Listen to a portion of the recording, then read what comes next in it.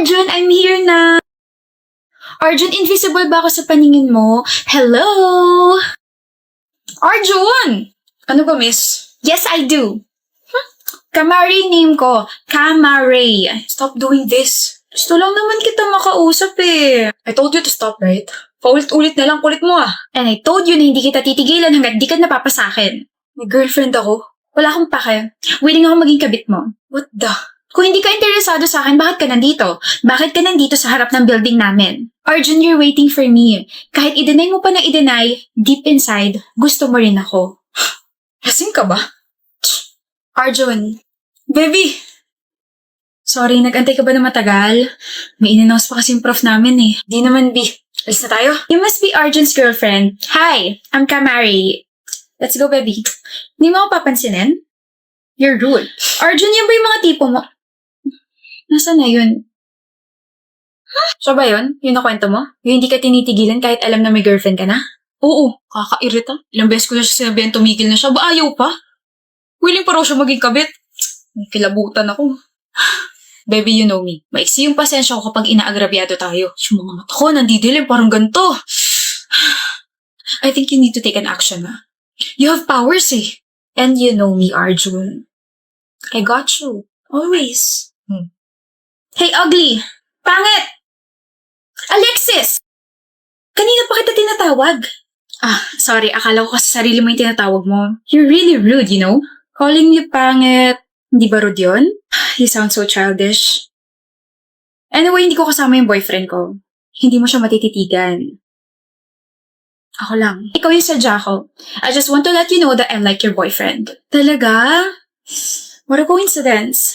Gusto ko rin siya. I can steal your boyfriend. Sige nga. Hindi ka takot? Bakit ako matatakot? Wala namang pakin sa ibang tao. Ilang beses ka na niya na-reject? 8. Don't worry. Pang-siyam na to. Ire-reject na kita para sa kanya. Confident ka ngayon, pero iiyak ka rin sa huli. Calamares. It's Kamari! Parehas lang din yun. Makinig ka sa akin, okay? Alam mo ba yung salitang limitasyon? Yung salitang stop. How about yung salitang no? Yung salitang respect? Of course! Ano akala mo sa akin, bobo? Oo, bobo ka. What? Bobo ko? Alam mo yung mga salitang ganun pero hindi mo alam kung paano i-apply sa totoong buhay? Bobo ka. Alexis! Boboklating ko rin yung ulo mo at isasalpak ko dyan sa utak mo na dumistansya ka sa may girlfriend na. But I want him. Siya lang. Ngayon ko lang naramdaman to. Siya lang bang isda sa dagat, ha? Nabingwit ko na siya. Makikishare ka pa? Baka pasing kita ng bangka. I liked him first. E di sana pinabillboard mo. Kabit? Willing ka maging kabit? Kung ikabit kaya kita sa dingding tapos may nakapasikal na word na papansin, gusto mo? Kamari, mabait naman ako pero sa'yo hindi. Tigilan mo na si Arjun. Put yourself in my shoes. Pag nagka-boyfriend ka at may umaaligid na virus dyan sa boyfriend mo, baka mas malala pa yung gawin mo kaysa sa akin. Hindi mo kayang ilagay yung sarili mo sa sapatos ko? Sabagay, hindi kasi tayo magka-size eh. Ang kapal kasi ng mukha mo. Let's not see each other again, okay? Huwag mo na rin dagdagan yung nicknames mo. Cheater ka na nga, tapos papansin ka pa. Huwag na. Paano nga nalamang may history ako ng cheating sa ex ko? I hate her! Okay na, baby. Tara, quick. Appear muna.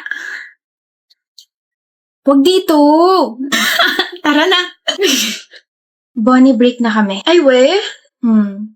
Feeling ko the more na tumatagal yung relasyon namin, the more na lumulubog ako. Sana kasi ginrupong mo yung sarili mo into to, Danica. Tsaka simula na nagkahiwalay kami ng block, naramdaman ko na. Naramdaman mo na naiiwan ka niya. Oo. E di sana binilisan mo maglakad. Buisit siya, hindi niya na pala nakikita yung halaga mo. Lagyan na kaya kita ng price tag. Hindi ka talaga marunong mag-comfort, Bonnie. Kapag naman hindi ako nagsalita, sasabihin mo na magsalita ako na magbigay ako ng opinion. Ngayon naman na binubuka ko yung bibig ko, naiirita ka. Ang pilosopo mo kasi. Never mind. Nakaka-stress naman kasi yung ex ko eh. Mag-iisang taon na nga kami tapos ngayon pa siya nagloko. Ano gusto mo next year? Bonnie?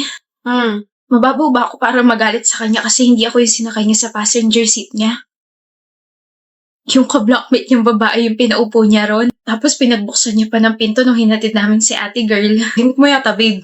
Wow, babe na yung tawag mo sa akin. Kanina nung kasama natin yung blockmate mo, uy lang yung tawag mo sa akin na. Ano, di ka na nahihiya? Ano pinagsasabi mo dyan? Parang hangin nga lang ako kanina sa kotse. Hindi niyo man lang ako pinapansin. Tapos enjoy na enjoy ka pang kausap siya. Hindi ka naman kasi makaka-relate sa amin. Bakit mo siya pinaupo sa passenger seat mo? Ako nga na girlfriend mo, never mo pinapaupo ron. Tapos ano yung sabi niya kanina? Oh my gosh, third time ko na makasakay dito sa kotse mo. It's so comfortable. Ano yun? Babe, she's a guest. Kailangan niya maramdaman na special siya. So, hindi ako special para sa'yo. You're a different case. Kaya rin pala pinagbuksan mo siya ng pinto kanina. Ano ba, Danica? Different case din ba yung nasa lunch date tayo tapos bigla mo siyang pinaupo tapos kayo na yung nagkwentuhan? This is nonsense. You like her, Lauren. May gusto ka sa blockmate mo. Gusto ko siya. Okay na? Sira ulong Lauren. Ayun, yun yung nangyari. Alam mo kasi, Danica, minsan yung mga maliliit na bagay pa yung mas nakakasakit ng damdamin natin. Yung mga ginagawa ng mga partners natin sa ibang tao, yun pa yung gusto natin gawin nila sa atin. Pagbuksan tayo ng pinto, offeran tayo ng jacket kasi nilalamig tayo, i-update tayo sa mga bagay na ginagawa nila, kwentuhan tayo ng mga random na bagay. Alam mo, lahat yan never niyang ginawa sa akin. Lahat yan ginawa niya sa ka-blockmate niya. Alam mong ayaw kong umiiyak ka sa harap ko kasi naiiyak din ako, pero pagbibigyan kita ngayon, Danica. Sige lang. Iiyak mo lang hanggang sa wala nang lumabas na luha. Ilabas mo lahat ng hinanakit mo. This will be a long process pero sinisiguro ko sa'yo, everything will be okay. Gigising ka na lang one day, hindi na masakit. Di mo na siya iniisip, di mo na siya kailangan, di mo na siya miss, hindi mo na siya mahal. Nawala ka ng pakialam sa mga bagay na konektado sa kanya. Take your time to process everything. Hindi mo kailangan mag-guilty kasi nag-break kayong dalawa. Hindi mo kailangan sisihin niya sarili mo kasi nagloko siya. No. Wala kang kasalanan, Danica, okay? Wala kang kasalanan.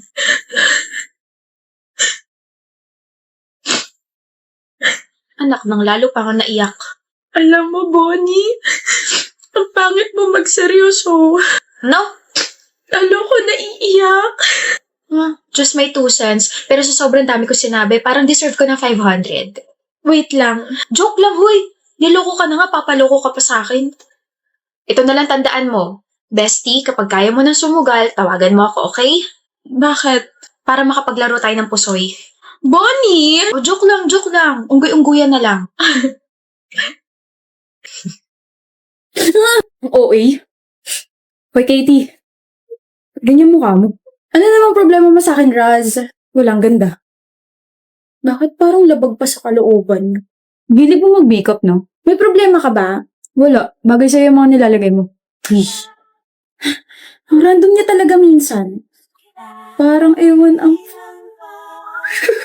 Ano ba? Parang ang ewan na nag-aabang dyan ng biktima mo. Wow. Ako kaya biktima mo? Ha? Ikaw? Ninakaw mo yung atensyon ko. Dapat sa'yo tinutupi sa walo. Busy. Kasalanan ko. Hindi pa rin talaga ako sanay na gusto niya. Parang hindi naman ako yung tipo niya. Ang ewan. Oh. Ano yan? Kung kunin mo kaya tapos tignan mo. Nangangalay na ako. Anong okasyon? Happy crush day. Bakit ang bigat nito? Ano ba to? Make-up? Ang dami nito. Ay, Bayan, nakita ko sinapaubos na yung mga ginagamit mo school supplies. Basta make-up. Kaya ayan, para sa'yo. Welcome. Pero may stocks pa naman ako sa ba. Sungit ang taray, pero... Ay, naku, Raz. Hey, Katie, mag-usap nga tayo. Sandali! Sorry, bakit? Sorry, nagbibihis ka pala. I mean, hindi ako nagbibihis. Pwede na ba akong tumingin? Recent kasi na PE yun eh. Ba't kasi ako masyado nagpawis? Hindi ako naka-makeup. Sabi hindi ako naka-makeup, yung kulit mo naman eh. Ganun pa rin? Ha? Maganda ka pa rin. Sinasabi mo lang yan kasi kaharap mo ako. Kailangan bang plastic ako sa taong gusto ko? Ayoko nga. Sasabihin ko kanina nakikita ko. Maganda ka. Tapos ang usapan. Gusto mo ka, diba? Ka ba nata-turn off? Turn off saan? Kasi lagi ako nagme-makeup. Tapos, sino ako para pigilan ka na gawin yung nakakapagpasaya sa'yo? Whenever you do your makeup, halatang nag-enjoy ka. Natutuwa kapag may nagtatanong sa'yo kung ano yung pwedeng ganito, ganyan. Di ba pangarap mo maging makeup artist? Teka, paano mo nalaman yan? Nabanggit mo sa akin nung first year college tayo. Tapos 4th year na tayo ngayon. Naalala mo pa yun? Kung ang paglalagay ng kolorete sa mukha nakakapagbigay sa'yo ng confidence, go. Kung naglalagay ka ng kolorete sa mukha kasi wala lang, go. Huwag ka na ulit magtanong ng ganun sa akin o sa kahit na sino. Just do your own thing. Natutuwa akong panoorin kang natutuwa sa mga bagay na ginagawa mo. Raz,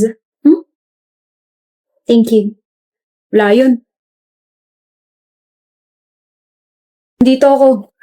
So, Hindi ba ako yung hinahanap mo? ikaw, Bakit? May maipaglilingkod ba ako sa'yo? ang sungit mo talaga. Bakit ba ang sungit mo, ha? Mas may totoo? This is my only way para pigilan yung emosyon ko kapag kaharap kita. Kasi kapag nag-all-in ako, baka magsawa ka sa ngiti ko. Paano bang ngumiti ang isang Raz? Ganito sa ibang tao. Tapos ganito sa'yo. Ito yung ngiting gustong-gusto ka. Ito yung ngiting pinipigilan ko kapag kaharap kita at gustong lumalabas kapag tinatalikuran na kita.